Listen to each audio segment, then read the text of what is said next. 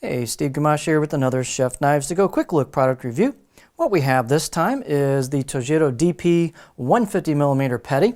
So this line of knives has a 3-layer construction. The hard core steel is VG10 full stainless steel at around 60 Rockwell heat treatment, and they clad that core steel with a soft stainless steel layer on either side that goes over the spine. So it's an all stainless construction. This is a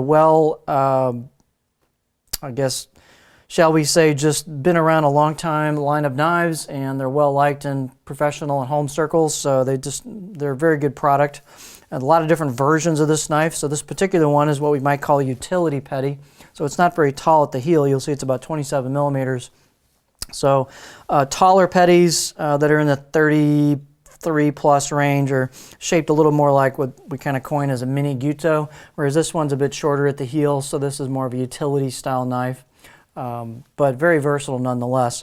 The weight and dimensions on these will vary a little bit from knife to knife, not too much on this line. So this is 81 grams or 2.9 ounces in weight.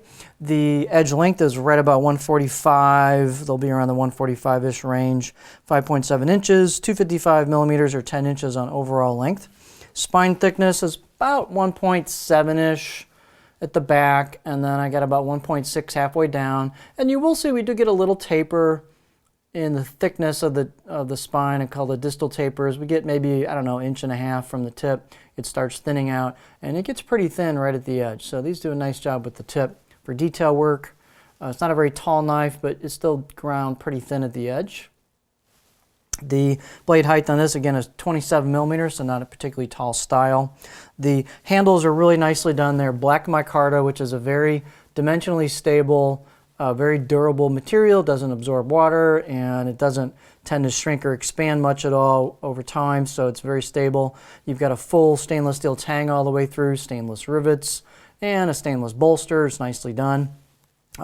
Balance point, as you might guess, is going to be a little further back on these just because of the handle material, small blade, so there's your balance point.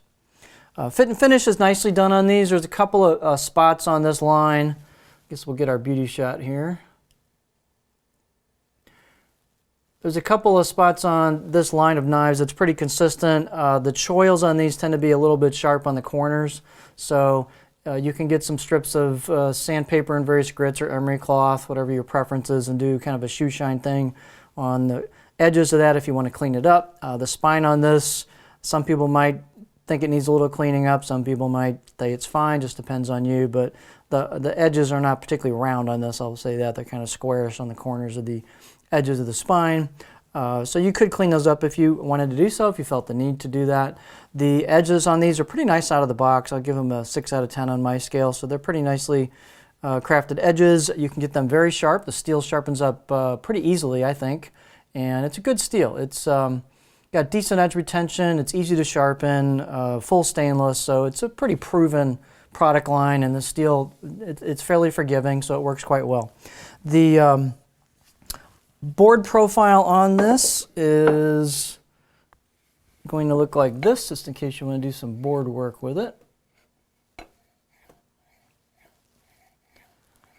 A tip for you, if you've got a knife here that doesn't have a lot of clearance for your fingers, and I'm holding it at an odd angle for the camera, but you can always, if it's a tall board like this, you can always just move to the edge and have your hand hang off of the edge. Or if your board is not very thick, you can just move that board to the edge of your countertop and then have your hand off the edge of the counter, and so you got lots and lots of clearance if you want to do that. So it's a little bit of a workaround for you.